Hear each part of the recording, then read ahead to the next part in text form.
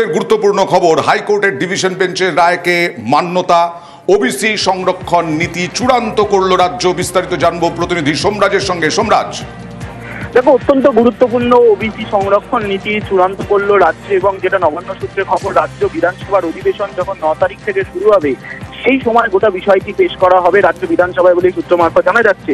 আজ রাজ্য মন্ত্রিসভার বৈঠকে তা অনুমোদন দিয়েছে এবং যেটা সূত্র মারফত জানা যাচ্ছে, এই যে ওবিসি সংরক্ষণ নীতিতে হাইকোর্টের ডিভিশন বেঞ্চের যে রায় ছিল সেই রায়কেই বা সেই অবজারভেশনকেই মান্যতা দিল রাজ্য। ওবিসি সংরক্ষণ 7 থেকে বাড়িয়ে 17% করলো রাজ্য। যেটা আরো জানা যাচ্ছে, মোট 140টি জাতিকে ওবিসি সংরক্ষণ তালিকায় অন্তর্ভুক্ত করা হয়েছে। এর মধ্যে 76টি জাতিকে নতুন করে অন্তর্ভুক্ত করা হয়েছে সমীক্ষার ভিত্তিতে। তুমি জানো, ওবিসি সমীক্ষা চলছিল গোটা রাজ্য জুড়ে এবং সেই সমীক্ষার ভিত্তিতে 76টি জাতিকে নতুন করে অন্তর্ভুক্ত করা হয়েছে। আর আগে থাকা যে 66টি জাতি ছিল তার মধ্যে 2টি বাদে বাকি 64কে রাখা হয়েছে। অর্থাৎ মোট 140টি জাতিকে ওবিসি তালিকায় অন্তর্ভুক্ত করার সিদ্ধান্ত নেওয়া হয়েছে।